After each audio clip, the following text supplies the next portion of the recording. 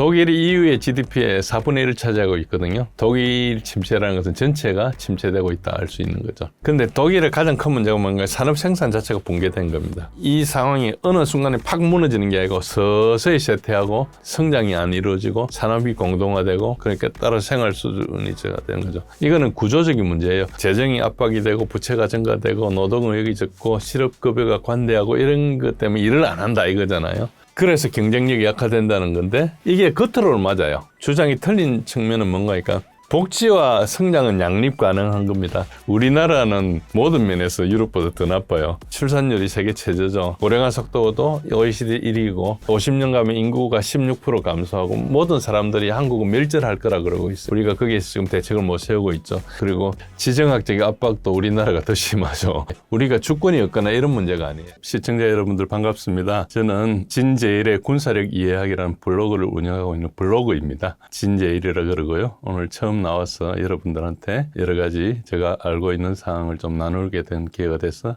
기대가 큽니다. 감사합니다. 요즘 유럽 경제가 많이 어렵다고들 하는데요. 실제로는 좀 어떤 상황일까요? 예, 지표상으로는 뭐 되게 어렵죠. 지표상으로도 어렵고 실제로 어렵습니다. 지표보다 더 어렵다고 보면 됩니다. 우선 거시지표는 독일이 2년 연속 마이너스 성장이다. 지금도 2025년도에도 약간 뭐 0.1%인가 이렇게 했는데 실제로 보면은 민수 쪽은 확 죽었고 군수가 올라가가지고 좀 올라갔어요. 그러니까 되게 나쁜 데다가 EU 전체가 경제가 0.5에서 0.8% 정도입니다. 되게 나쁘죠. 미국이 2.5%에 2.8%인데도 나쁘다 그러잖아요. 중국이 4.8%인데도 나쁘다 그러고 그러니까 되게 나쁘죠. 독일이 EU의 GDP의 4분의 1을 차지하고 있거든요. 그러니까 EU의 28개 나라 중에서 독일이 4분의 1을 차지하고 있어. 그러니까 독일 침체라는 것은 전체가 침체되고 있다 할 수 있는 거죠. 근데 독일의 가장 큰 문제가 뭔가 산업 생산 자체가 붕괴된 겁니다. 그래서 PMI라는 중요한 지표가 있는데 뭐 경제 채널이니까 여러분 잘 아시겠지만 43에서 45%입니다. 50 이하는 다 위축되는 거잖아요. 그렇고 이제 알다시피 독일의 큰 회사 화학공업회사 바스프가 이제 독일을 축소하고 중국 쪽으로 이렇게 가고 있고 알고 있다시피 큰 회사 우리 엘리베이터 만들고 한 티센크루프 여기가 11,000명을 감원했어요. 그러니까 이 큰 대규모의 공업들이 나가고 있고 폭스바겐이 그 역사상 최초의 독일 공장이잖아. 이게 이제 폐쇄를 논의하고 있고 그렇습니다. 그리고 실업 고용 뭐 겉으로 보면은 실업률이 EU 실업률이 6.3%니까 양호하죠. 근데 독일에서는 뭐 하여튼 그 100만 명이 단축 근무하고 뭐 비정규직 실질 임금이 하락하고 이게 굉장히 나쁩니다. 독일이 그동안에 실질 임금이 되게 낮았거든요. 그러니까 고용을 늘리기 위해서 사람들이 노조하고 하루째 계약이라 그래가지고 노조가 인상 요구하면은 살아남을 수 없으니까 우리가 너 계속 인상 요구하면 잘 되는 기업만 올려주고 나머지 기업은 못 살잖아요. 그럼 해고를 해야 되고 하니까 이걸 안 하기 위해서 인상 요구하지 마라. 그러면은 그 실질 임금 조금밖에 안 오르는 대신에 고용을 많이 할 수 있다. 이게 이제 그 지난 25년간 하루째 계약의 핵심이었어요. 그런데 그래가지고 이제 좀 유지를 했는데 그러다 보니 결과적으로 어떻게 됩니까? 독일 근로자 임금 되게 낮은 상태에서 지금 해고가 들어가야 되는 거예요. 그러니까 이제 과거에 미루었던 게 이제 지금 한꺼번에 터지는 그런 상황이죠. 이게 큰 게 에너지 값이 오르는 게 가장 크죠. 그러니까 이런 것들이 있어요. 에너지 위기가 지금 유럽의 가스 값은 대략 11달러에서 13달러로 치면 미국은 2.5달러에서 3달러거든요. 그러니까 유럽의 가스 값이 4-5배 됩니다. 러시아에서 1,550억 입방미터를 쓰다가 지금 그걸 50억 입방미터 미만으로 대체하고 있고 그걸 전부 다 LNG로 하거든요. PNG라 파이프는 틀면은 바로 러시아에서 오는 거니까 운송비가 안 드는데 파이프 관리비면 들잖아요. 근데 이제 미국에서 LNG를 가지고 오면은 굉장히 비싸죠. 그러니까 LNG를 실어 가지고 그 루지애나에 가면은 그 이제 헨리 허브라고 해서 그 가스 터미널에서 가스를 실어 가지고 액화가스 LNG 선 우리나라가 잘 만드는 그 배에 실어 가지고 유럽에 오면은 그 만 몇천 킬로 어떤 경우는 7천 킬로 6천 킬로 이렇게 해가지고 오면은 그 와가지고 그걸 또 저장 시설에 하역을 해야 되잖아요. 우리 평택강에 가면 LNG 시설들이 있죠. 그게 이제 우리가 LNG가 겨울에 수요가 많으니까 가스전을 함 틀면은 계속 나와야 되니까 안 가져오면 버리잖아요. 그건 이런 수요 적을 때 가져와가지고 거기 갖다 놓는 거예요. 그래 겨울에 이제 하니까 이제 우리가 가스 싸게 얻을 수 있는데 그런 시설들을 다 만들어야 돼요. 유럽에. 근데 내륙과 끝가들은 그걸 만들기도 어려워요. 어쨌든 만드는 게 불가능한 건 아니지만 비용이 많이 드는 그런 일을 해야 되는 되는 거죠. 어쨌든 그런 식으로 하니까 가격이 엄청 오르겠죠. 당연히 오를 수밖에 없는 거죠. 근데 이게 뭔가 하니까 러시아의 석유와 가스를 쓰는 거에 최적화돼 가지고 그 플랜트를 다 설비를 그렇게 설계해 놨거든요. 그러니까 이제 여기 바꾸는데 뭐 돈을 많이 벌어가지고 사내 유보가 많은 회사들은 그게 별 어렵지 않지만 그렇지 않은 나라나 기업들은 그게 굉장히 큰 부담이죠. 빚내가지고 해야 되는 그런 상황이죠. 근데 뭐 가스의 질이 달라지는 거 없고 값만 올라가는 거잖아요. 그러니까 이게 되게 어리석은 이야기인데 어쨌든 정치적인 문제 때문에 이걸 하고 있는 거죠. 그러다 보니까 이게 장기적으로는 굉장히 힘들고 그래서 산업 비용이 한 유럽에서 드는 걸 산업 비용이 100이라 치면 미국에 가면 40 내지 50밖에 안 돼요. 특히 이번에는 중국으로 공장을 독일에서 많이 옮겨요. 그 이유가 뭔가 하니까 중국은 러시아 가스를 쓰거든요. 그러니까 우리가 정책이 중요한 게 아니고 어느 나라 가스를 쓰느냐에 따라서 그 단가가 달라지는 거니까. 그러니까 공장을 뜯어 올릴 바에는 중국과 미국으로 해가지고 미국으로 다 옮겨놓으면 미국에 종속되니까 또 한 반반으로 이렇게 하고 뭐 이런 식으로 국가가 결정한 것을 사기업들은 이걸 자기가 기업은 뭐 국가 정책하고 관계없기를 바라지만 국가가 통제하니까 어쩔 수 없이 따라주는 거잖아요. 그러니까 사기업들은 울며 겨자 먹기로 이거 이제 하고 있는 거죠. 그런 상황이기 때문에 기업들이 이런 국가의 정책이 불합리한 것에 하에서 운영을 하다 보면은 경쟁력이 떨어지기 때문에 어떤 한계에 있는 그런 기업들은 문을 닫아야 되는 거죠. 그런 상황이 있다. 결국은 기업들은 산다 하더라도 독일의 그 근로자들은 일자리를 잃게 되잖아요. 그러니까 이제 그런 효과가 있는 거죠. 그러면은 독일이나 이런 그동안에 있었던 기업들이 이제 그 활동을 못 하게 되니까 그러니까 이제 점차로 소득도 떨어지고 거기에서 세금을 걷어가서는 정부의 재정 지출도 줄어들고 이런 게 이제 계속 악순환이 예상되는 거죠. 보나마나. 당연히 인플레가 많이 발생하고 생활비도 많이 들었습니다. 지금은 인플레가 2.4%라고 그랬습니다. 근데 전쟁이 일어나고 첫 해에는 10.6%, 물가가 10.6% 오르는 것은 굉장히 힘든 상황이죠. 보통 물가 관리를 할 때 지표들이 좀 안 오르게 이렇게 설계를 하잖아요. 그래서 그 바스켓을 좀 교묘하게 해가지고 우리 피부 물가를 좀 다르게 하는데 어쨌든 그렇게 하더라도 그 기준으로도 엄청나게 올랐죠. 근데 지금 2020년 대비해서 물가가 20%에서 25% 정도 올랐습니다. 경제 성장에 비해서 이거 임금이 이렇게 오르는 데는 잘 없거든요. 그러니까 굉장히 힘들고 특히 이제 빵이나 육류나 식용유 이런 것들도 많이 올랐어요. 그러니까 굉장히 힘든 상황이고 당연히 그러니까 재정이 악화됐죠. 그래서 그리스나 뭐 이런 남유럽은 지금 그 GDP 대비 공공부채가 162%, 뭐 130 몇 프로, 프랑스가 양호한데도 110%를 넘었을 거예요. 그리고 대부분 이제 EU 규칙을 위반하고 있습니다. 그래서 EU 규칙이 뭔가 하니까 부채 60%, 적자 3%, 그러니까 부채가 GDP의 60% 이하로 가야 된다. 그리고 매년 재정 적자가 3%로 가야 된다. 이게 이제 EU 규칙인데 대부분 위반이죠. 프랑스는 적자 규정에 한 150%, 7.4%가 적자인 거죠. 그러니까 금리 인상을 계속 해야 되겠죠. 이게 이제 그 세금이 안 거치니까 이제 채권을 팔아야 되잖아요. 그러니까 이걸 금리 인상을 해가지고 채권을 팔아야 되니까 그 채권을 가지고 또 이자 부담이 계속 늘어나니까 이게 이제 악순환이 되는 거죠. 악순환 사이클에 들어갔기 때문에 여기서 이제 깨쳐나오기 되게 힘든 게 재정이 건실해가지고 예를 들어서 뭐 GDP 대비 한 30%, 20%, 40% 러시아는 17%거든요. 17%인가 13%는 그래요. 그러니까 빚을 많이 갚아버려가지고 그런 건데 그런 상태가 되면은 그걸 흡수할 수 있는데 이제 이런 유럽 국가들은 그게 안 되기 때문에 되게 어렵고 독일이 대표적으로 무역 흑자국이었습니다. 그것도 흑자도 1년에 2, 3천억 유로씩 했는데 이게 이제 뭐 그 1,000억 유로 수준으로 1,300억 유로 수준으로 가고 어떤 특정한 월에는 적자도 보기 시작하고 중국으로 수출도 감소하고 에너지 수입은 계속 비싼 걸로 하고 하니까 에너지 값으로 나간 것만 해도 적자가 많이 되죠. 그러니까 이게 결론적으로 어떤 이 상황이 어느 순간에 팍 무너지는 게 아니고 서서히 쇠퇴하고 성장이 안 이루어지고 산업이 공동화되고 그러니까 따라 생활 수준이 되는 거죠. 쇠퇴가 서서히 일어나는 그런 괴로운 상황이라고 보시면 됩니다. 이거는 구조적인 문제예요. 에너지 값이 너무 비싼 거, 특히 그리고 인구가 지금 나이가 많이 들어가고 있다는 거, 기술적으로도 대부분 혁신 기업들이 미국에 대부분 있거든요. 그리고 중국이 하고 있고, 그래서 이게 떨어지고 있고, 지정학적으로 굉장히 스스로 불안정한 데 들어가 있는 거고, 그래서 전혀 단기 반등 카드가 보이지 않는다. 그런 상태로 보시면 됩니다.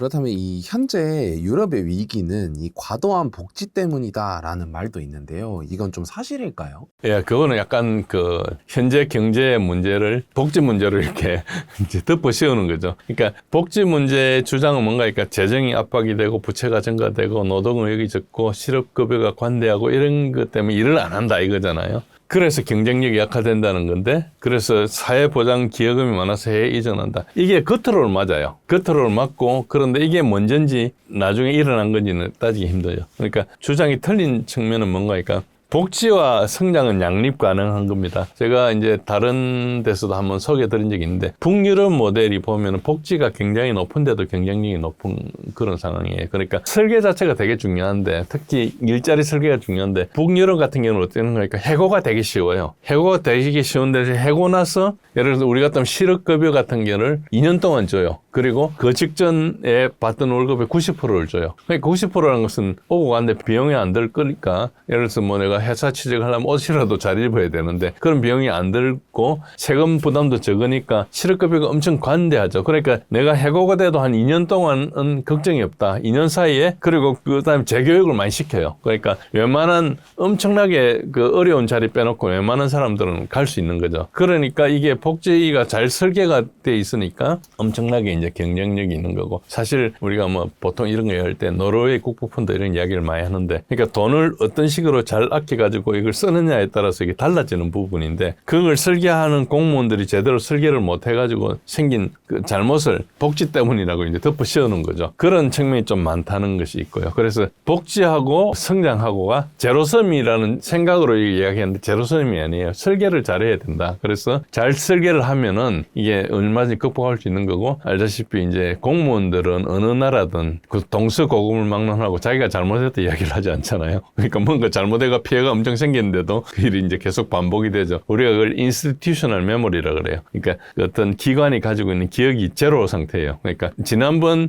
과장이 나와서 했는 거를 다음 과장이 와서 똑같은 걸 하는데 내용만 바뀌는데 결과는 같은 거죠. 그러니까 책임도 지지 않고, 이제 그거는 뭐 어째 보면 이제 관료주의의 폐해 중에 하나죠. 뭐 관료주의 자체가 잘못된 건 아니에요. 효율적인데 어떤 책임을 지는 문제에 들어오면 이제 한계가 있는 그런 걸 이야기하는데, 지금 이 복지 문제는 그렇지 않다. 그래서 어느 나라를 가지고 대표적으로 이야기할 수도 있고 안 할 수도 있고, 어느 나라는 분명히 과다한 복지가 있을 수도 있는데 대부분의 문제는 설계 잘못이다. 이렇게 보시는 게 맞고요. 그래서 복지한테 덮어 씌우는 건 좀 안 된다 이런 것이고, 복지가 사회 안정을 하기 때문에. 그런데 예를 들어서 미국식으로 복지가 좀 약하면은 굉장히 노숙자가 많고 의료가 파산되고 뭐 이렇죠. 그래서 그래도 유럽이 비교적 안정된 이유가 복지가 충격을 흡수하고 있거든요. 그러니까 이게 복지가 과도하다, 이게 완전히 단칼로 이야기할 수 있는 수준이 아니고 굉장히 복잡한 문제를 너무 단순화시키가 이야기한다 이렇게 볼 수 있고, 진짜 문제는 뭐냐, 비효율적인 집행이다. 남유럽이 부패하거나 북유럽은 디지털화가 돼 있잖아요. 그러니까 디지털화를 하면은 효율이 올라가거든요. 그러니까 그런데 인프라에 투자를 많이 해야 되는데 그런 걸 제대로 안 하고 있으니까 경쟁력 자체가 떨어지는 것에 그 영향을 받는데, 그런 것들을 자기네들이 과거 정책 실패를 이야기를 안 하기 때문에 이런 것도 있고, 그래서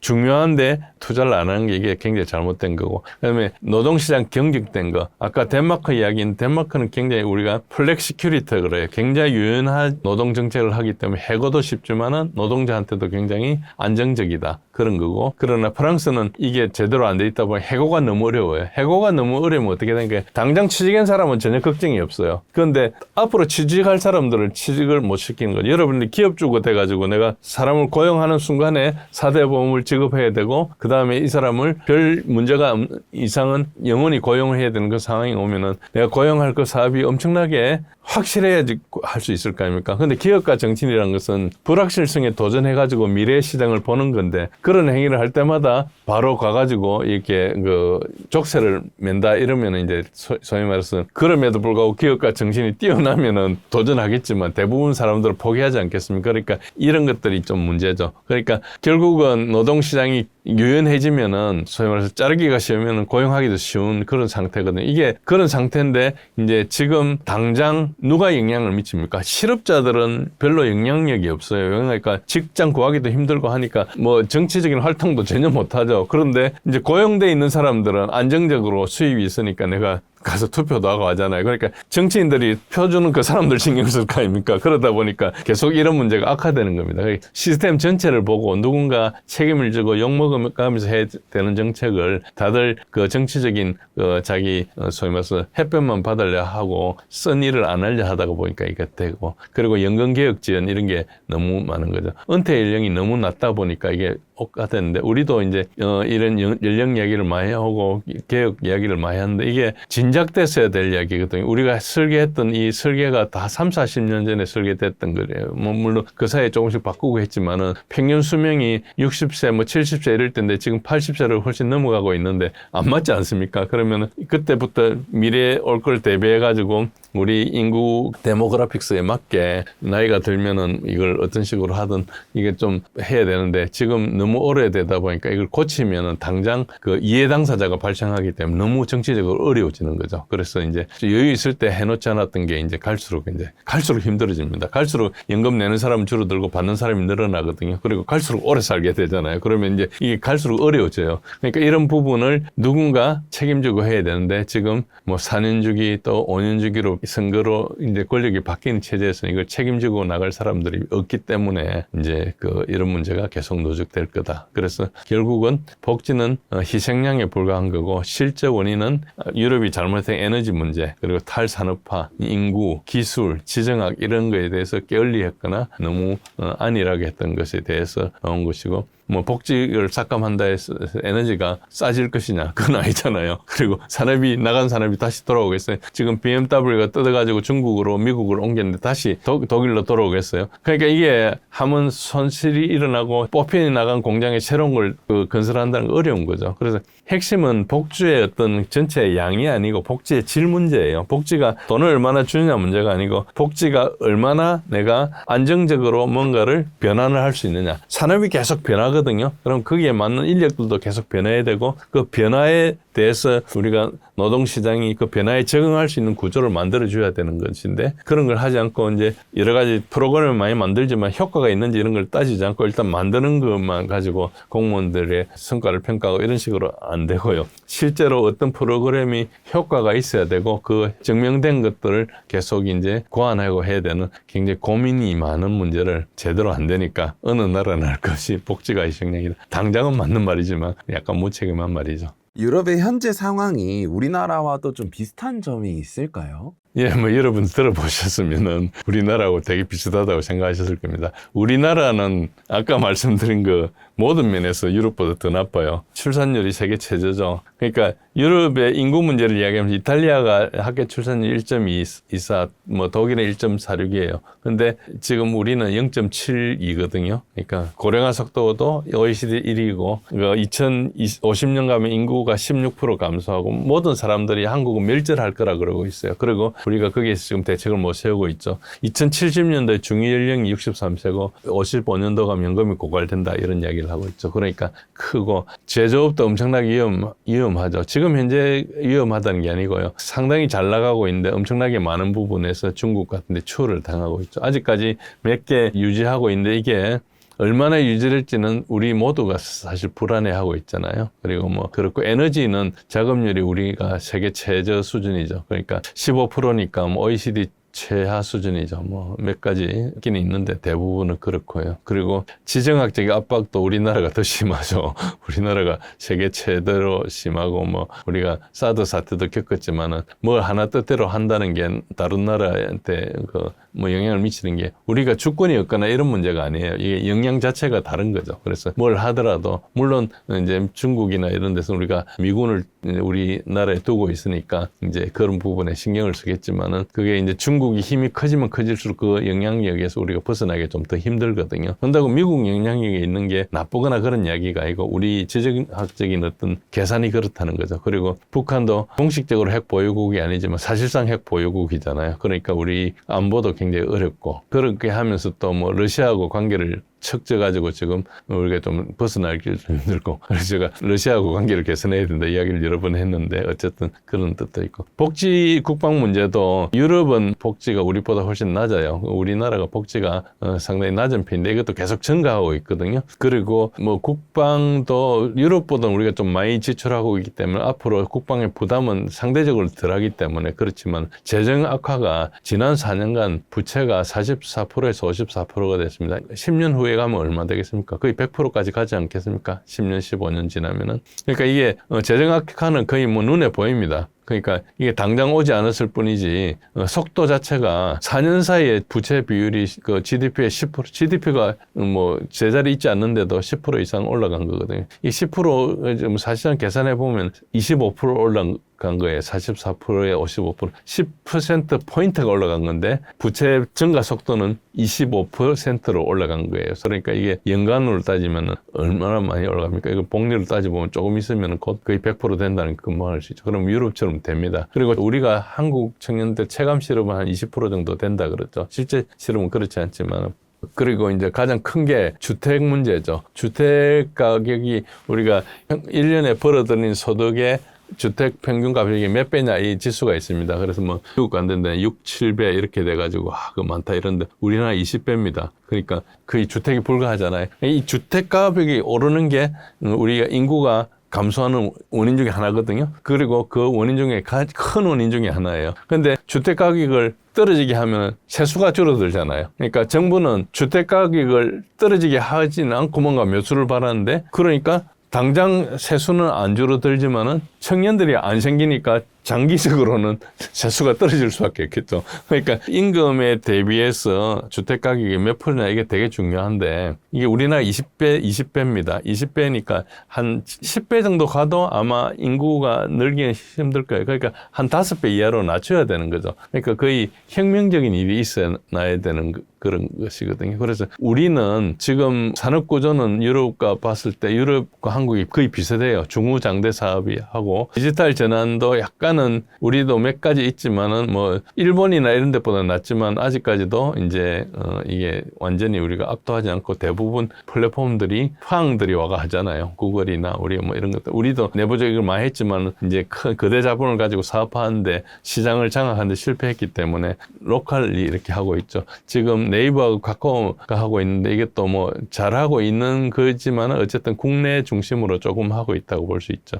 여러 가지 지정학적으로도 불리하고 북핵이나 에너지 문제도 있고 출산율도 있고 전체적으로 보면 한국이 더 불리하죠. 그리고 우리가 에너지가 재생에너지를 할 수 있는 국토가 안 되잖아요. 국토가 좀 넓어야 그걸 할 수 있는데 그런 것도 안 되고. 그러니까 이제 이런 게 불리한데, 우리가 지금도 유럽에 비해서 유리한 것은 아직까지 재정이 유럽은 80%에 140% 한 100% 정도가 이제 GDP의 빚인데 우리는 부채가 아직까지는 한 50몇 %다. 그래서 몇 년은 버틸 수 있다 이런 걸 할 수 있고, 그래도 삼성, SK, 현대 이런 데서 혁신을 좀 하고 있어서 세계 1위들이 조금 있거든요. 그리고 이제 교육이나 이런 것도 아직 높은 수준이고 디지털 인프라도 상당히 높은 수준이기 때문에 이런 것들이 기회는 있다. 기회는 있는데 전체적으로 보면 한국은 압축된 유럽이다. 유럽이 수십 년간 겪었던 걸 우리가 한 10년 내지 20년간에 겪는 그런 게 앞으로 기다리고 있기 때문에 그런 게 있고, 뭐 복지만 해가지고 뭐 출산율이 올 것이냐 그런 거는 기대할 수 없고, 에너지 없이 산업이 불가한 상태인데 에너지에 대해서 우리가 어떻게 할 것이냐 이런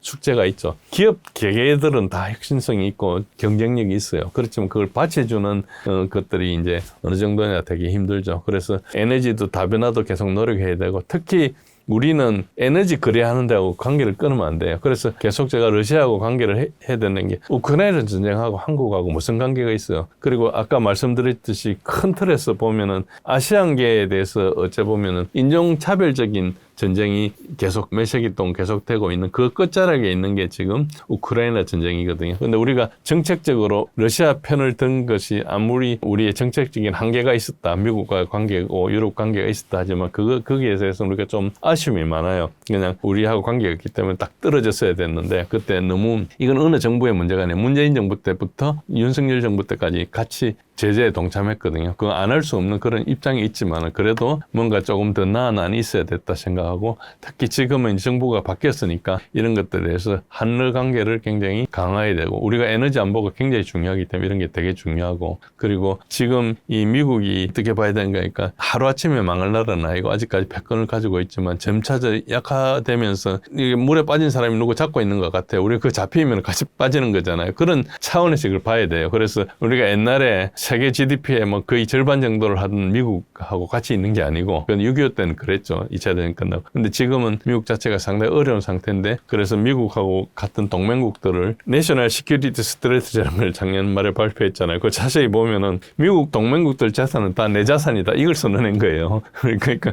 그게 우리가 지금 미국과 관계를 지금 생각해도 늦지 않은 게 빠르지 않은 게 그걸 다시 생각을 해야 돼요. 그게 상당히 우리가 어려운 상황에서 앞으로 닥칠 어려움을 생각해서 뭔가를 바꿔야 되는데 이런 것들이 굉장히 어려운 환경이라서 에너지 안보라도 확실히 확보하고 우리가 굉장히 실리적으로 지금 과거에 뭐 있었던 관계 이런 거 다 그런 건 참고는 되지만 지금 우리 생존이 가장 급한 상황이기 때문에 다시 생각해야 된다. 그런 복잡한 상황이기 때문에 우리가 이런 것들에 대해서 유럽의 실수를 반복하고 유럽 실수가 뭡니까? 에너지 안보 뭐 탈원전 이런 것들이 실수고 그다음에 러시아 에너지를 끄는 게 실수고 그다음에 러시아랑 아무 이유도 없이 같이 전쟁한 것도 실수고 그리고 진짜 큰 실수는 뭡니까? 안보를 전부 다 미국한테 맡겨놓고 그냥 자기 놀고 있다가 지금 이제 당하는 거잖아요. 그러니까 이런 것들이 있고 뭐 혁신해야 될 시점에 다 놓치고 뭐 연금계획 다 놓치고 있다가 그 꿀만 빨아먹으려고 전부 다 하고 있는데 실제로 해야 될 일을 안 했다가 이게 겹쳐가지고 이제 큰 문제가 생기고 있거든요. 그래서 제가 다른 기회에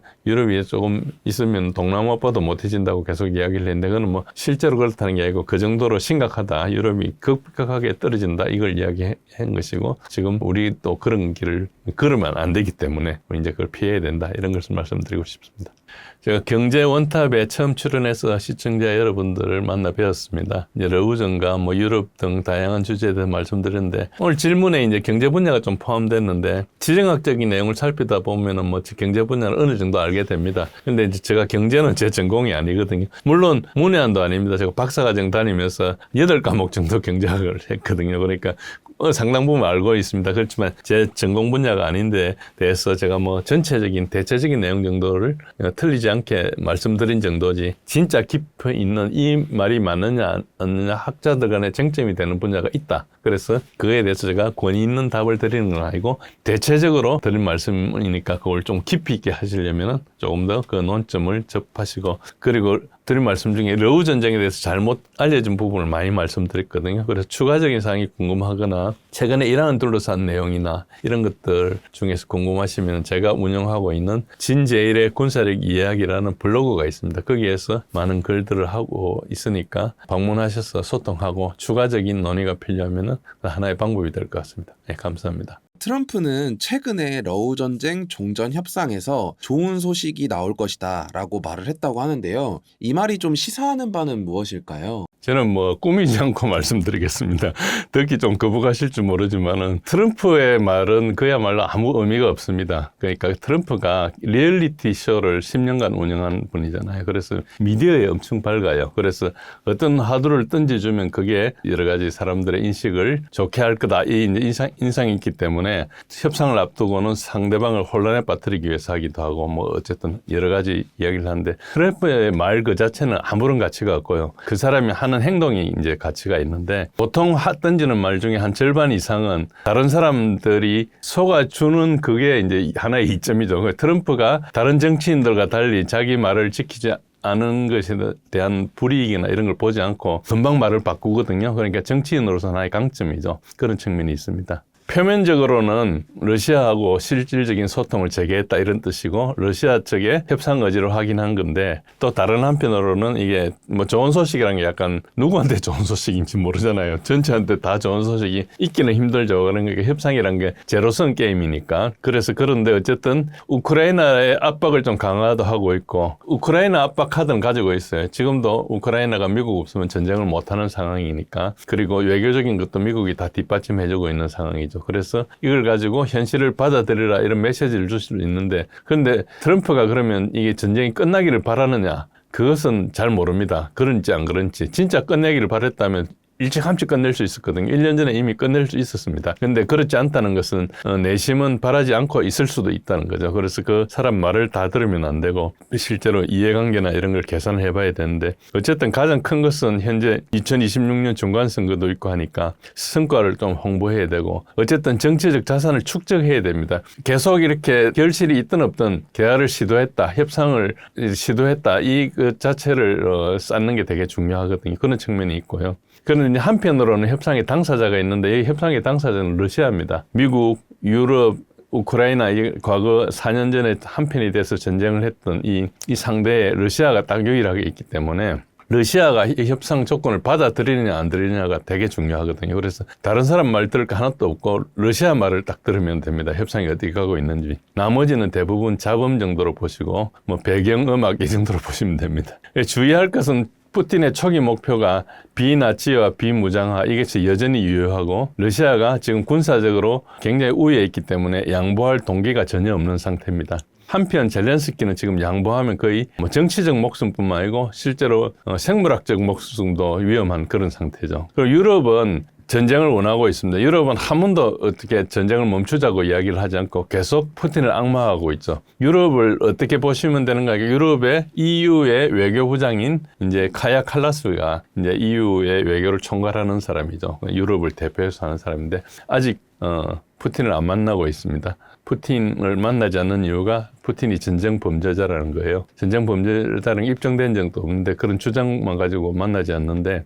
그런데 그 전쟁을 하는 4년 동안 외교부장이 안 만나는 거 좀 이상하잖아요. 외교라는 것은 적하고 또 만나는 게 외교인데 그래서 이 자체는 EU에서는 아직까지 대화를 하거나 종전을 하거나 휴전을 하거나 협상을 하거나 할 의지가 전혀 없는 거예요. 근데 트럼프가 이걸 몰고 가니까 당황도 되는 거죠. 자기네들 빠지면서 끝나버릴까 봐. 한편으로 당황도 되지만은 어쨌든 트럼프가 하는 다른 이야기를 들어주면서 협상을 계속 안 하겠다 이런 걸 가고 있습니다. 유럽은 지금 전쟁을 원하고 있고 공식적으로는 2030년에 러시아랑 전쟁하기 위해서 모든 걸 준비하고 있는 상태입니다. 그런데 그거는 이제 그 유럽의 정치 지도부들이 그런 거고 유럽 국민들이 그런지는 아직 모릅니다. 그래서 트럼프 말은 뭐 좋은 소식이 나오면 좋겠다 이런 뜻으로 받아들이고 그 외에는 무가치하다 이렇게 보시면 됩니다. 그리고 얼마 전에 에너지 휴전이라는 게 있었거든요. 그게 한 1월 31일 날 트럼프가 이야기를 했어요. 그런데 푸틴과 통화해서 에너지 휴전을 했다 이렇게 발표를 했는데 합의했다 했는데 그게 알고 보니까 2026년 2월 1일 그러니까 트럼프가 말한 그 다음 날까지 휴전을 하기로 합의한 거예요. 7일 전에. 그래서 말은 뭐 명분 한파로 인해서 인도주의적 배려 때문에 했다 그러고 푸틴이 좀 일을 해줬다 이런 이야기를 했는데 실제로 그리고 러시아의 페스코프 그 크레므린 대변인이 확인도 해준 사실입니다.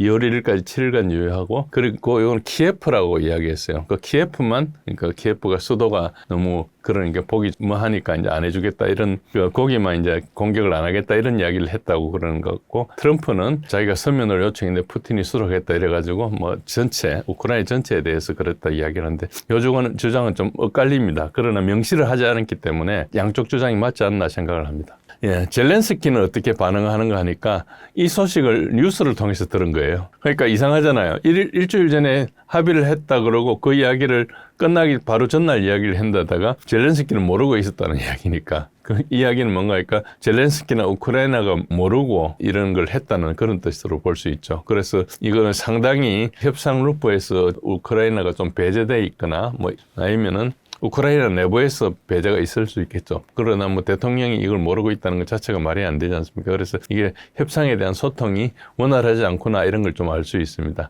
이 전반적으로 지금 협상을 둘러싸가지고 오고 가고 있는 이야기가 트럼프 말 한마디로 정리되지 않고 어수선한 가운데 각자의 계산기를 두드리고 있다. 이 상태로 보시면 됩니다. 그렇다면 이 러우 전쟁의 종전 협상의 가장 큰 핵심은 어떤 거고 이 각 두 나라가 좀 어떤 내용들을 좀 원하고 있을까요? 우선 러시아의 입장이 가장 중요합니다.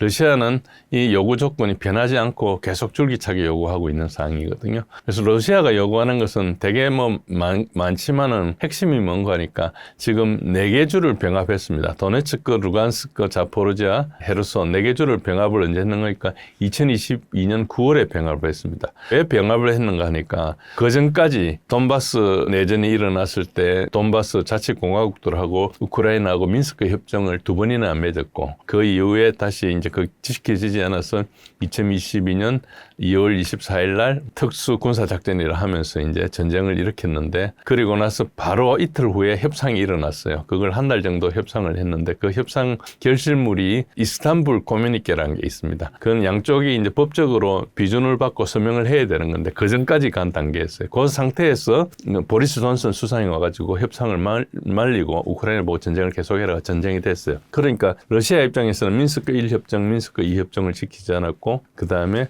이스탄불 커뮤니케도 지키지 않게 됐으니까 이제 협상하는 사람들을 믿을 수 없는 거예요. 그런데 그 세 번의 모임에서 러시아계 그 분리주의자들의 요구 조건이 뭐였는가 하니까 돈바스 자치공화국에 특히 도네츠크주하고 루안스크주 이 2개 주의 자치공화국들에게 자치권을 허락해준다. 그래서 러시아를 사용하지 못하게 하고 러시아인들한테 뭐 연금도 안 주고 했던 여러 가지 차별을 다 없애고 그리고 자치를 하게 하고 그 법을 바꾼다. 그런 거를 조건으로 내걸었거든요. 그걸 세 번 다 지키지 않았어요. 세 번째는 이제 완전 협정을 맺은 상태는 아니니까 말만 오간 상태니까 그거는 그렇다 하더라도 어쨌든 러시아로 보면은 협상 상대방 입장에서 계속 요구했던 걸 지키지 않았거든요. 그래서 처음에는 러시아가 영토에 관심이 없었지만은 이제 그런 상황이 오니까 이제 2022년 전쟁을 하다가 2022년 9월에 그 4개 주에 대해서 주민투표를 했어요. 주민투표를 해가지고 러시아에 편입될 거냐 말 거냐 물었거든요. 그러니까 크림 공화국에 대해서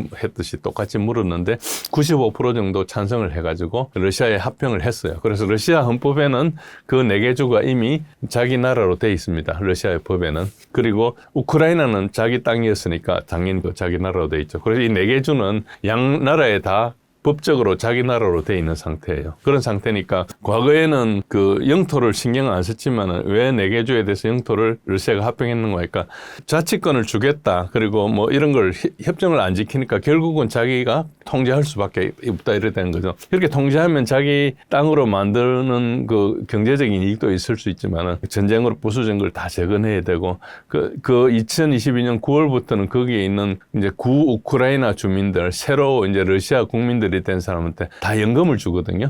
그러니까 굉장히 많은 그 돈을 들여가면서 한 거죠. 그러니까 어쨌든 적어도 한 지금 3년 반 이상은 러시아에서 그거를 자기 국민들 대하듯이 취급을 한 상태죠. 그러니까 이것을 이제 되돌릴 수 없다고 생각하고 있는 거죠. 그런데 이제 여기가 다 대부분 러시아계가 되게 많았어요. 본래 옛날에 러시아 땅이었다가 소련이 된 다음에 우크라이나에 들어왔다가 우크라이나 독립하면서 이제 우크라이나가 돼버린 거거든요. 그래서 이거는 이제 그 에카테리나 대제 때 소위 말해서 노보러시아를 해가지고 오스만이랑 이렇게 막 전쟁하고 해가지고 그때 이제 개척한 당시로는 개척한 땅인데 그게 개척한 땅이 맞는 게 뭔가니까 영토는 전쟁해가 뺏었다 하더라도 거기에 도시 기반 시설에 투자를 엄청나게 했거든요. 그러니까 어째 보면 러시아가 국력을 세금을 들여가지고 일단 건설한 것인데 건설해가지고 한 거의 200년 가까이 지났는데 갑자기 우크라이나 땅이 돼버린 거잖아요. 그런데 뭐 그거는 그럴 수 있는데 옛날에 살았던 러시아계를 괴롭히고 2등 국민으로 하고 연금도 안 주고 차별하고 하니까 이제 거기에 이제 문제가 발생한 것이죠. 어쨌든 그런 복잡한 상황이 있습니다.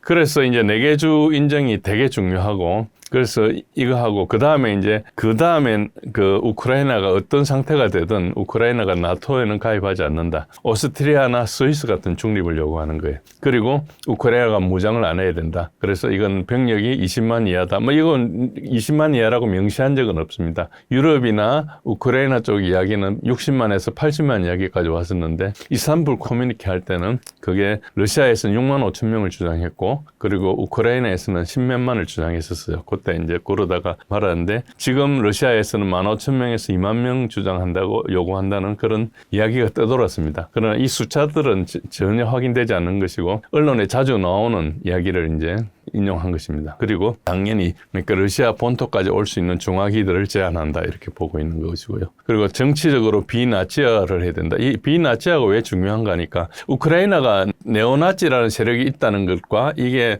그 2차 대전 때 나치하고 같은 세력이라는 것 자체를 아는 분들이 별로 없어요.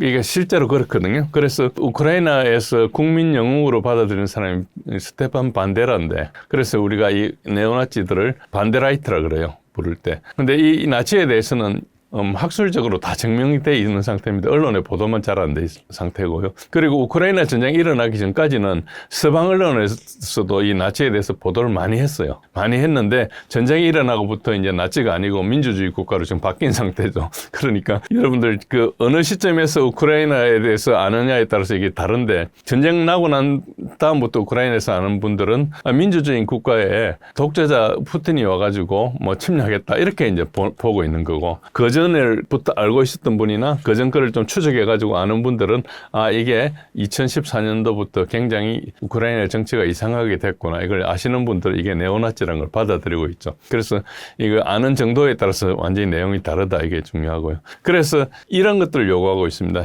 그러니까 영토를 이미 합병한 것을 승인해야 되고, 그 다음에 우크라이나가, 남은 우크라이나가 어쨌든 나토에 가입하지 않아야 되고, 그리고 우크라이나를 지배하고 있는 네오나치들이 아니고 민주 세력으로 바꿔라. 얘네들이 별로 지지도 못 받는데 완전히 깡패처럼 정치를 완전히 장악해가지고 이렇게 완전히 강성으로 나가니까, 그물로 옛날에 아프간 전쟁 같은 거 하면서 이제 뭐 그 이란 이라크 전쟁 이런 거 하면서 여러 가지 미국에서 이제 아랍의 극렬 분자들 키웠지 않습니까? 무자헤딘이니 아프간의 탈레반이나 이런 걸 키웠지 않습니까? 그것처럼 극렬 분자를 키워야지 이게 이제 공격을 할 수 있으니까 키운 거예요. 이런 사실들을 이제 러시아는 계속 당하고 있고 정치적으로 아니까 이야기를 하지만은, 이제 우크라이나나 서방에서 입 닫고 민주주의로 이제 변신해 있는 거죠. 지금 시리아의 대통령이 단두대, 그러니까 참수하던 그 사람이 지금 대통령이 돼 있잖아요. 그래가지고 지금 미국에 그 2,500만 불, 2,000만 불입니까? 그 현상금이 붙은 범죄자에 있는데 지금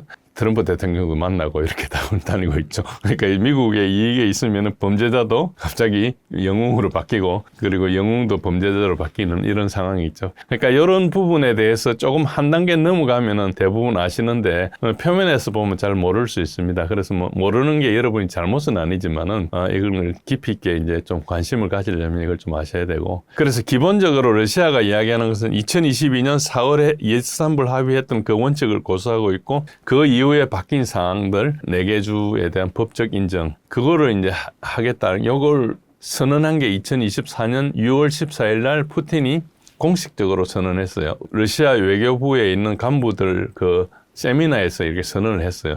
그 이어 라인을 준 14 라인이라 그러는데, 이 라인에서 한 발짝도 지금 물러나지 않은 상태입니다. 그래서 당연히 타협이 안 되고 물러나지 못하는데, 문제는 뭔가 협상을 하고 있는 다른 사람들이 러시아 쪽으로 한 발짝도 다가서지 않았거든요. 그러니까 협상은 지금 말로만 오랫동안 하고 있지 실제로 아무것도 이루어지지 않고 있습니다. 반면에 우크라이나는 뭘 요구하느냐, 그리고 트럼프는 뭘 생각을 하느냐, 이걸 이제 간단히 보시면은, 우크라이나가 유럽은 뭘 요구하는가, 영토 보존 원칙이다 그래가지고 1991년도 우크라이나 독립했던 그 국경선, 즉 2022년 2월 24일 전에 있었던 그 국경선을 인정한다. 4개 주하고 크림까지 다 돌려달라는 것이고요. 그리고 우크라이나가 약해서 당한 거니까 안보 보장을 받아야 된다. 나토에 가입하겠다.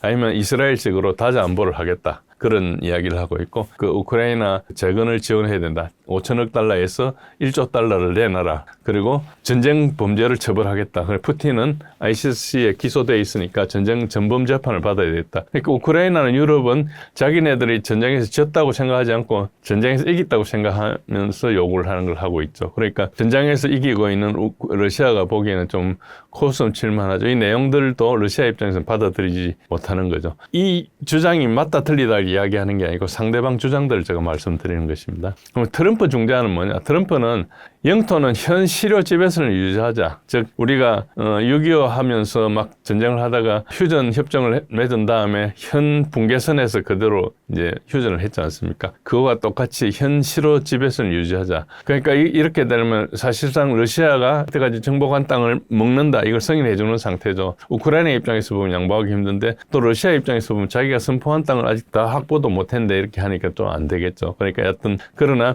현실적으로 여기서 멈추자는 것이고, 그리고 안보 입장에서는 나토 가입을 20년간 유예한다. 그리고 EU가 안전 보장을 한다. 미국은 안 해주지만 EU가 와서 해준다. 그런 거죠. 그러니까 EU가 이제 무장을 해야 되겠죠. 어쨌든. 그리고 비무장지는 동부 전선은 80km 이렇게 해가지고 완충제대를 한다. 우리는 4km가 이제 완충지대잖아요. 그런데 이제 이건 80km 한다. 물론 76년 전에 비해서 굉장히 이제 화력이 장거리 가는 게 많기 때문에 이게 많이 늘어야 되기는 사실이죠. 과거에 6.25 할 때는 그렇게 장거리 가는 화력들이 많지 않았으니까 뭐 4km가 수용 가능했지만 지금은 이제 안 되겠죠. 그리고 우크라이나는 굉장히 땅이 넓거든요. 그래서 이제 이런 주장을 하고 있고 유엔군이나 유럽군이 감시한다 이런 걸 하고 있죠. 그리고 경제에 대해서는 대러 제재에 대해서는 단계적으로 해체를 하고 우크라이나 제거는 유럽이 부담한다 이렇게 이야기한 거죠. 그러니까 트럼프 이야기는 뭔가 했고 미국은 하나도 손대지 않고 유럽이 다 알아서 하고 러시아도 그냥 여기서 멈추라 이거예요. 그러니까 이게 무슨 말인가? 러시아 입장에서는 이제 우리가 군사적으로 정복하면 되는데 굳이 지금 왜 협상을 해야 되느냐 이런 딜레마가 생기죠. 특히 이제 이게 그 전쟁에서 실제로 전쟁을 치른 사람들은 군이지 않았습니까? 군이 이걸 용납하지 못하는 거죠. 군이거나 군 출신이거나 하는 사람들이 있고 러시아에는 이제 그런 세력이 하나 있고 또 하나가 이제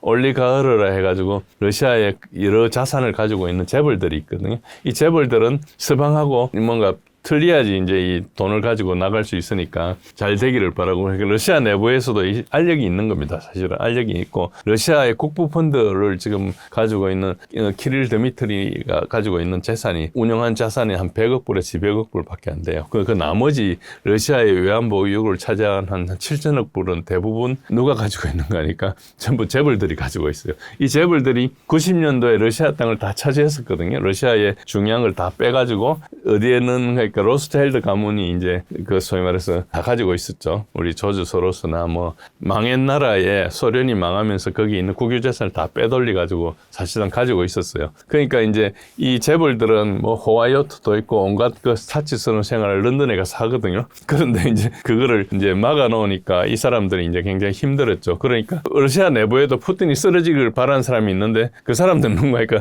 내 재산을 이제 국가가 통제한다 이렇게 생각하는 사람이고, 근데 지금 분위기상 이제 이야기를 못하고 그렇게 이제 그 재산을 통제함으로써 러시아가 굉장히 잘 살게 됐거든요. 푸틴 집권 후에. 그러니까 그 일반 국민들은 굉장히 이제 푸틴을 응원하는 그런 거죠. 그래서 푸틴의 지지율이 80%를 넘습니다. 전쟁을 하고 있으면서도 그런 상태고.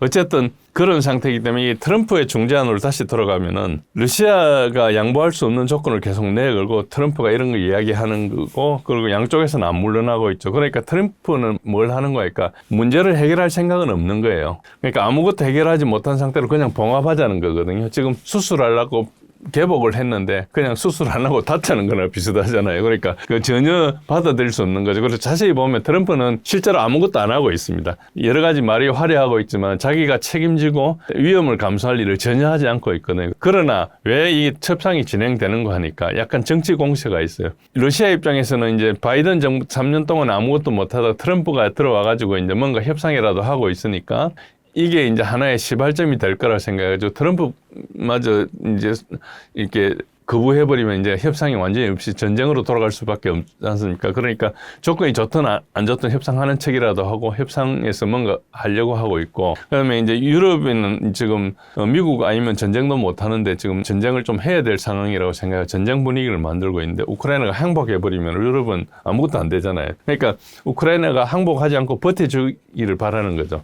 그 사이에 우크라이나군이 엄청 죽거든요. 그러니까 이제 뭐 죽든 안 죽든 신경 안 써요. 자기 입장만 신경 쓰는 거지. 그러니까 이게 겉으로 보는 것하고 달리 실제로는 굉장히 난장판이 돼 있는 상황이다. 이 전쟁을 일으켰던 세력 누구도 책임지려 하지 않고, 그리고 우크라이나에 사람이 죽든 말든 아무 이야기를 안 해요. 그러면서 트럼프는 입만 열면 사람들이 너무 많이 죽는다면서 또 이야기하는 게 러시아군이 엄청 죽는데요. 그러니까 약간 엉터리 이야기를 계속 하는 거죠. 그러니까 그 어째 보면 트럼프는 협상하는 척 하면서 시간을 끌기를 원할지 몰라요. 아마 이런 식으로 가면은 트럼프 임기 끝나도 협상이 안 될지도 모르겠습니다. 그래서 제가 작년부터 한 1년 전부터 계속 그런 주장을 했는데, 트럼프 취임 이후에 뭐 협상한다 그래서 협상보다 종전이 빠를 거다. 절대 협상 안 될 거다. 그리고 트럼프가 보여주는 게 뭐 협상할 것처럼 하지만은 전혀 협상에 관심이 없습니다.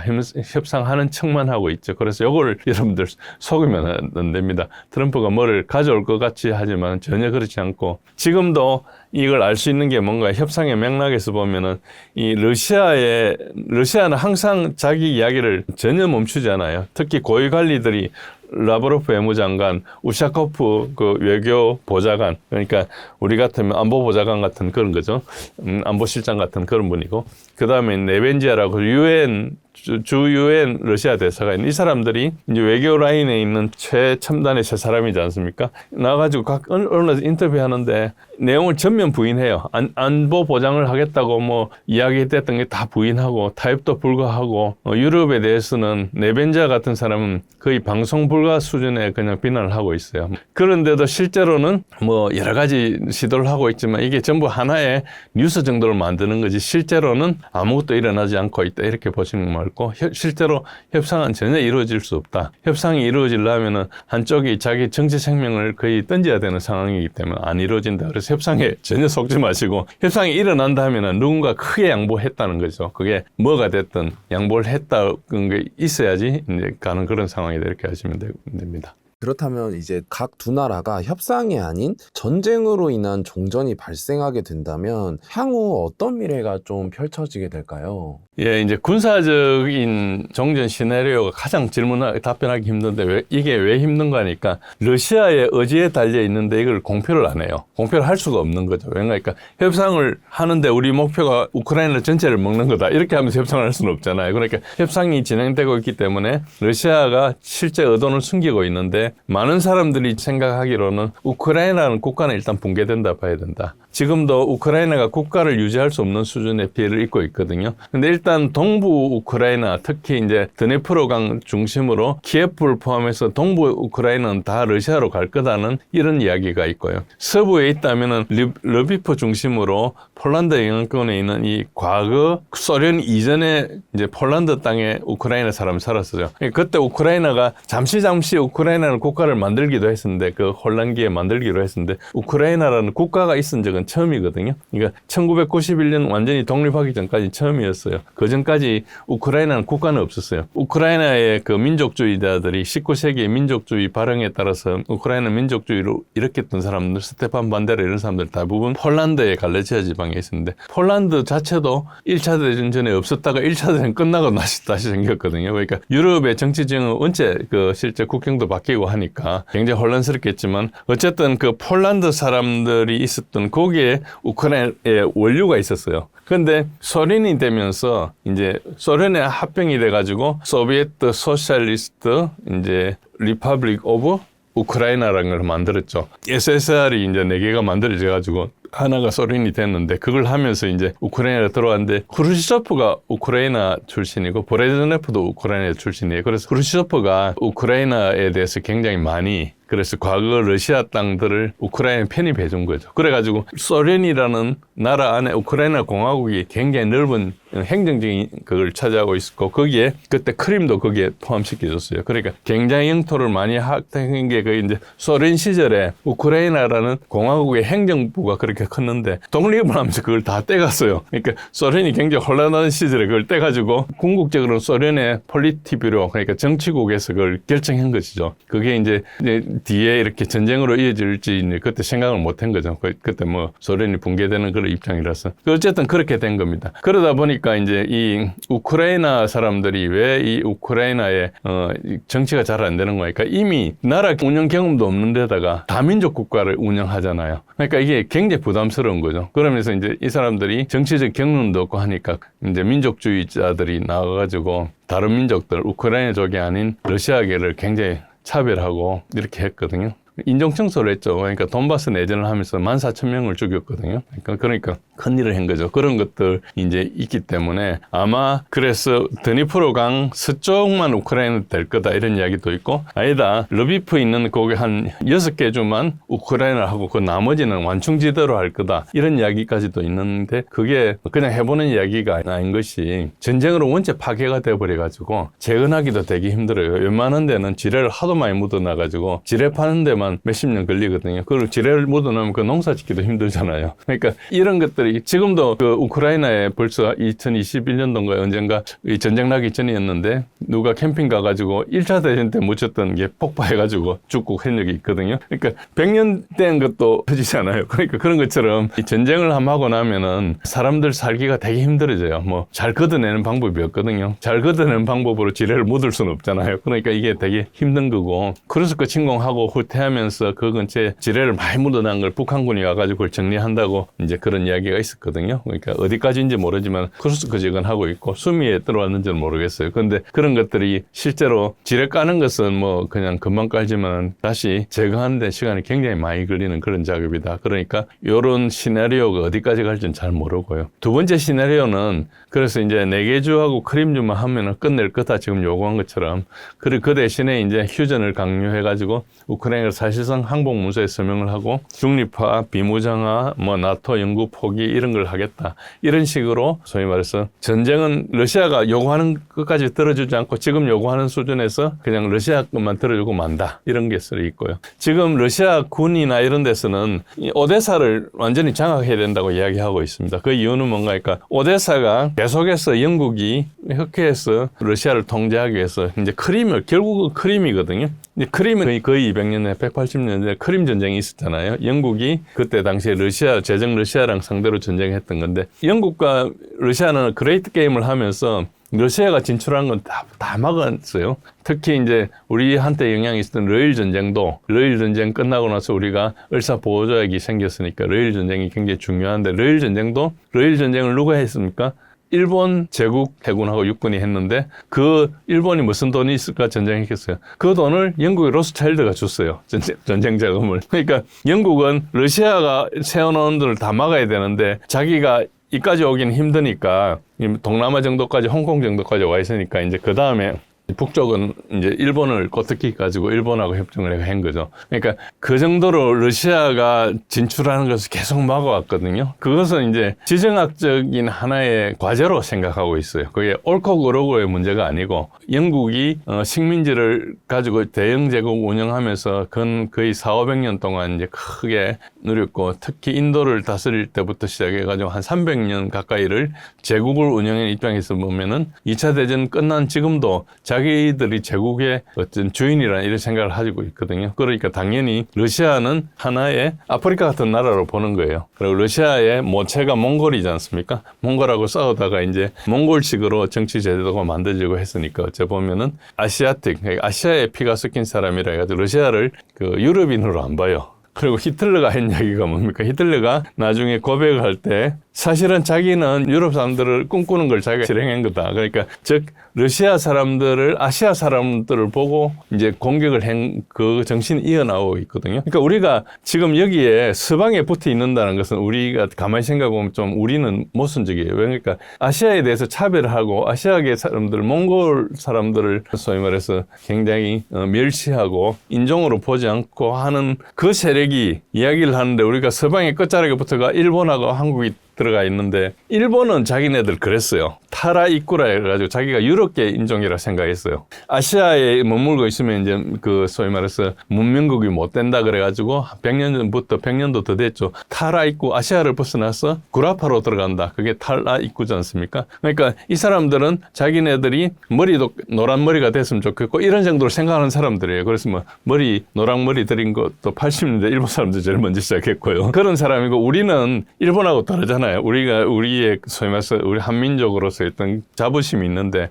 서양 사람들 좀 편에 들어가 있는 것이거든요. 그러니까 이게 이런 맥락을 보면 우리가 지금 전혀 번지수를 잘못 찾고 있는 걸 하고 있고 물론 거기에 뭐 민주주의나 뭐 이런 여러 가지 논리가 있지만은 그거는 다 명분에 속하는 거고 실제 핵심은 인종차별입니다. 이게 우크라이나를 이용해서 아시아가 피가 섞인 러시아가 그 많은 자원을 가지고 있는 것을 용납하지 못하는 거예요. 그래서 자원이 없는 유럽이 가서 뺏는다. 이게 기본적으로는 뭐 나폴레옹까지는 안 가더라도 나폴레옹도 마찬가지죠. 사실 그런데 결국은 나폴레옹이 유럽을 다 점령해가지고 유럽 사람을 데리고 러시아를 친 거거든요. 히틀러도 뭡니까? 다 유럽 점령해가지고 유럽 사람 데리고 러시아를 친 거예요. 그러니까 기본적으로 유럽이 러시아를 치는 것은 지금 100년 전이나 지금이나 같은 거예요. 기본적으로. 어쨌든 그런 게 있다. 그래서 우리는 그런 입장에서는 이거를 이제 좀 냉철하게 봐야 될 필요가 있고 그렇습니다.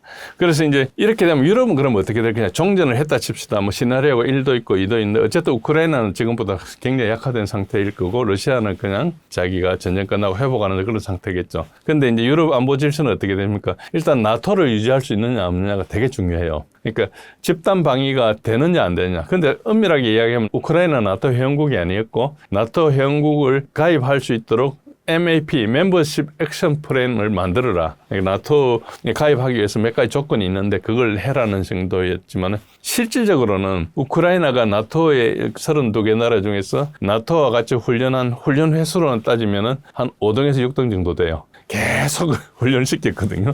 그리고 민스크2 협정 이후에 너무나 우크라이나 군이 약하니까 미국에 가서도 훈련시키고 영국에 가서도 훈련시키고 훈련을 많이 시켰어요. 1년에 대대 한두 개씩 그 각 나라에서 맡아가 해줬거든요. 그러니까 그래서 우크라이나 군은 이미 전쟁하기 전에 다 나토 그레이드를 다 인정을 받은 상태였어요. 그러니까 그렇게 이제 전쟁을 준비해가지고 8년 후에 이제 전쟁을 한 것이죠. 우리가 알고 있기는 러시아가 쳐들어가는 거 그거는 맞는데 기술적으로 러시아가 쳐들어갔죠. 근데 내용상으로 보면은 계속 러시아를 쳐들어오게 준비를 시켜가지고 전쟁을 한 거다 이렇게 보셔야 되고 이런 여러 가지 움직임이 한 10여 년 이상 길게는 소련이 망하고부터 계속 공작했던 그 이 자체가 지금 다 붕괴된다는 이야기니까 유럽은 이걸 감당할 수 없게 됩니다. 만약에 러시아가 이기고 나면. 그래서 나토 자체가 일단 집단 방위가 안 된다는 것이고 그리고 유럽은 각자가 재무장을 할 공산이 되게 크다. 그래서 그 지금은 나토를 없애버리고 유럽군이라는 걸 만들자 이런 논의를 하고 있는데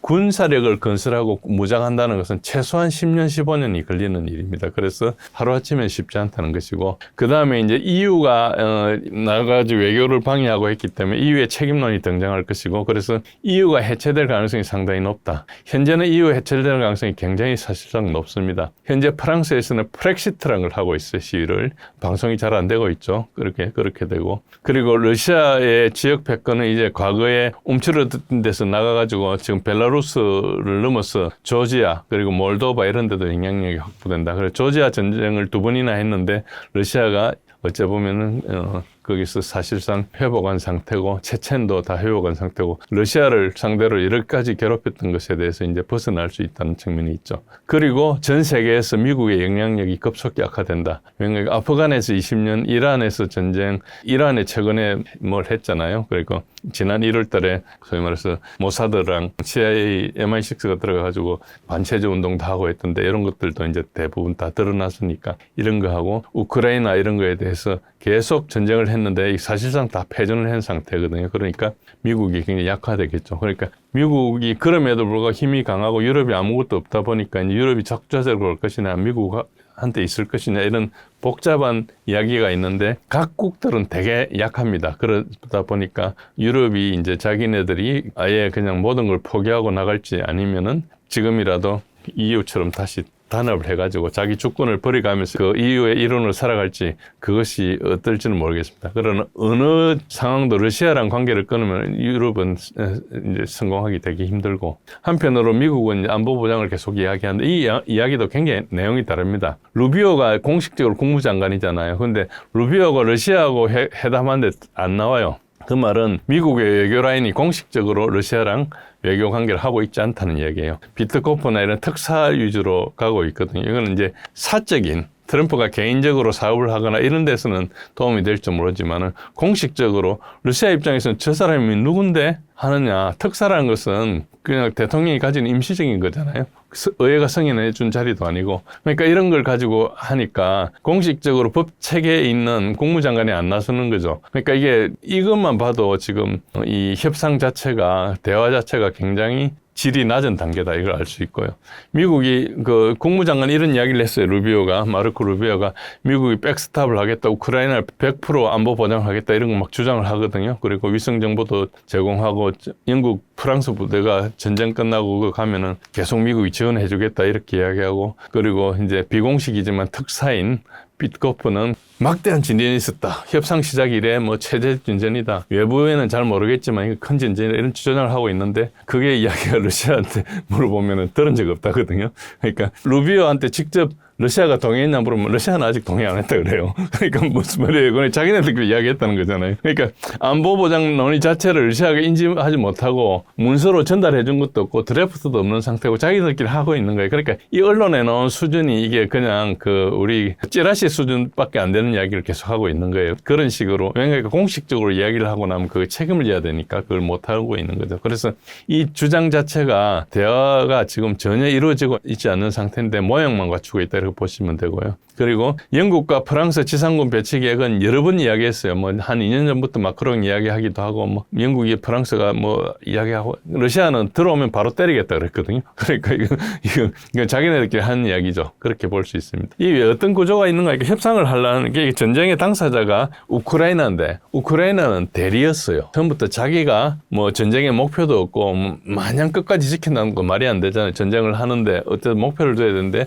러시아는 분명히 비나치와 디밀리터리제이션, 디나치피케이션이라는 분명한 목표를 제시하고 그걸 변하지 않고 있는데 우크라이나가 전쟁의 목표가 뭔지 모르잖아요. 뭐 양보를 해도 되는지 안 되는지 이런 것도 없이 끝없이 싸우는 거거든요. 그 말은 뭔가 하니까 그냥 다 죽을 때까지 싸우고 있다는 것밖에 안 되는 거거든요. 그건 목표가 될 수 없는 거죠. 어쨌든 그런 상태니까 우크라이나가 여기에서 전쟁을 하면서 자기가 가진 지분이 전혀 없는 거예요. 그냥 사람만 대주고 하는 거죠. 그러다 보니까 협상을 할 때 우크라이나가 누구 눈치를 봐야 되는가 그러니까 자기한테 자금을 대주고 군사력을 대주는 사람의 눈치를 봐야 되잖아요. 그러니까 미국 눈치도 봐야 되고 지금은 트럼프가 들어가지고 바이든 때랑 달라져서 안 하겠다 그러니까 지금 유럽에 붙어가지고 유럽 눈치를 봐야 되거든요. 그러니까 이 협상을 할 때 우크라이나가 자기 안을 못 내요. 내가지고 그 전에 유럽한테 물어봐야 되고 그리고 또 트럼프한테 물어봐야 되고 그러니까 젤렌스키하고 뭐가 있다 하면 불이 나게 런던이나 파리나 워싱턴에 가서 계속 말하라고 플로리다 가서 계속 만나는 이유가 뭔가 그러니까 우크라이나가 자기 안을 가지고 뭘 할 수가 없는 거예요. 그러니까 그리고 또 전화로 하다가 뭐 도청될 거니까 다 가야 되는 거죠. 그러니까 이런 상황이 계속 일어난다는 것 자체가 굉장히 협상이 어렵다는 거죠. 우크라이나가 내가 싸우는데 내 지원해 준 사람이 그래 고맙다. 그렇지만은 내가 뭐 우리나라의 장래를 위해서 여기서 내가 멈추겠다. 이렇게 젤렌스키가 나가야 되잖아요. 그 나라의 대통령 같으면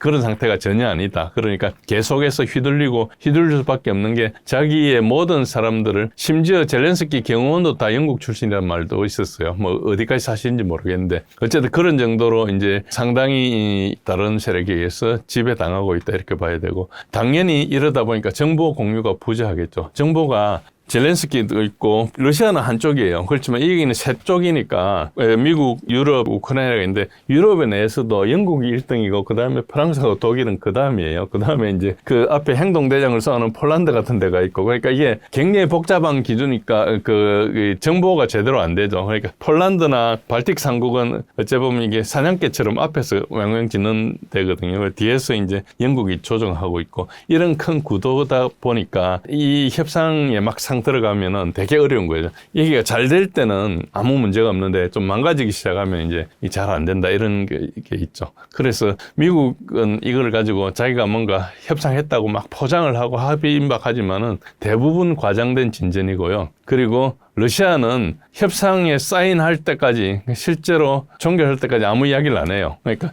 결과를 중요시하는 거지 과정은 아무 문제시하지 않는 거죠. 그러니까 러시아 입장에서는 지금 협상한다고 1년 이상 나왔지만 이때까지 아무것도 온 게 없는 거예요. 그냥 똑같은 상태고 자기가 2022년 9월 달에 합병한 거 그리고 2024년도 준 포틴 라인 그리고 작년 8월 달에 알래스카에 푸틴하고 트럼프가 만나가지고 했던 어떤 언론에 보도되지 않았지만 어떤 정신이 있을 거 아닙니까? 그 라인만 믿고 그냥 있는 거예요. 그러니까 실제로는 이게 일어나지 않고 또 트럼프 이야기가 대부분 거짓말이에요. 그러니까 모디하고 통화를 해가지고 뭐 인도가 러시아산 석유 구매를 중단하겠다. 거기에 뭐 세컨더리 보이콧 혹은 그 세컨더리 테러 이런 걸 주장하고 했잖아요. 근데 지금 그 나오자마자 모디가 그런 이야기 한 적 없다고 부인했고 그리고 지금 2026년 2월 현재에도 러시아산 구매를 인도가 계속 석유를 구매하고 있거든요. 그러니까 트럼프가 한 이야기가 다 거짓말인 게 이제 나와 있죠. 그러니까 이게 미국은 어째 보면은 이걸 약간 언론을 가지고 자기가 협상이 안 되더라도 자기 국민들한테 협상을 뭐 하고 있다는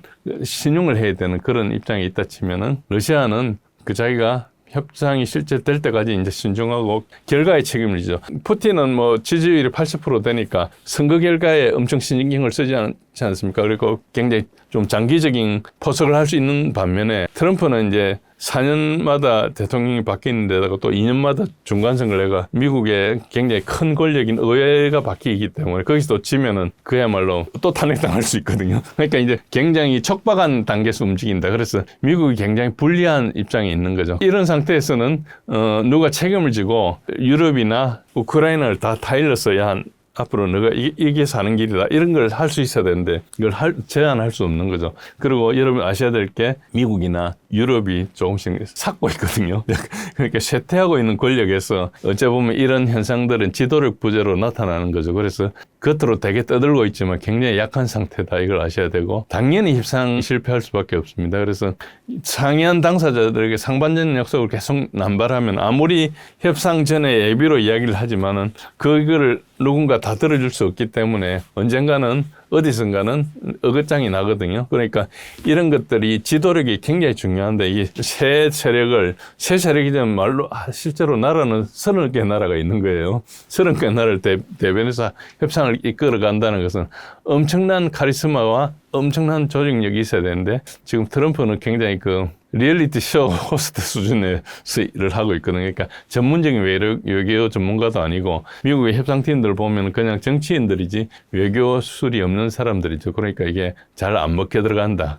그런 상황이 있고 결국 이렇게 하다 보면은 러시아가 언젠가는 불신이 증폭돼 가지고 파탄을 할 수도 있다. 그렇지만 현재로는 러시아가 전쟁에서 이기고 있기 때문에 협상이 어떻게 되든 별로 신경 안 쓰고 전쟁을 하고 있다. 그래서 협상에 대해서 뭐 하다가 들을 만한 거 있으면 하고 나는 전쟁을 계속하겠다 이런 주의이기 때문에 러시아가 협상에 대해서 뭐 파탄을 시키고 나올 가능성이 좀 적어요. 이기고 있기 때문에. 그리고 아까도 말씀드렸지만 젤렌스키가 엄청나게 고립되어 있는 상황입니다. 어쨌든 지금도 뭐 이야기를 하고 있지만 실제로 미국이나 이런 데 대부분 진행하고 지금 아부다비에서도 모이고 하잖아요. 그런데 여기서 협상을 어떻게 끌고 나야 될지 젤렌스키는 아무 대안을 못 내요. 대안을 못 낸 상태에서 좀 이렇게 해주기를 바라고 유럽도 어째 보면은 트럼프가 그냥 딱 끝내가지고 해주면은 할 수 없이 따라가는 식으로 하려고 할지 몰라요. 그러니까 정치인들이 다 이 전쟁의 패배에 책임을 져야 되는데 누구도 책임을 질 정치적인 자산이 없는 상태거든요. 유럽 사람들, 지도자들이 지지율이 20% 넘는 사람 안 돼요. 마크롱도 22%고요. 아마 지금 메르츠는 20% 밑으로 떨어질 수 있죠. 독일 대한당이 지금 30%로 득세하고 있거든요. 지난번 선거할 때는 독일 대한당 20%, 메르츠 연정이 26%를 받았어요. 그런데 지금은 단독으로도 그 연정을 넘어설 만큼 독일의 민심은 많이 갈라져 있죠. 그러다 보니까 이 협상 자체가 잘 안 되는데다가 젤렌스키가 무슨 의지를 가졌는지가 별로 중요하지 않거든요. 그러니까 대부분 듣지 않고 그냥 체면 차례로 이야기를 해주고 있고 그리고 유럽 사람들은 트럼프가 하는 게 좀 마음에 안 들면 젤렌스키를 가서 만나요. 만나가지고 뭔가 이렇게 정치적인 쇼를 하고 그러니까 누구도 책임을 지는 사람이 없다. 이게 초점입니다. 그래서 결론은 협상은 진전이 없을 것이다. 표면적으로는 진전이 있지만 실질을 교착이고 여러 가지로 기본적으로 이 협상은 폴리티코에서 좀 글 제목을 써서 나왔는데 피스 딜이라 그래요. 이게 보기는 굉장히 가까운 것 같은데 실제로 문제가 되는 것은 아무것도 해결되지 않았다 이런 이야기를 했어요. 이게 정확한 표현입니다.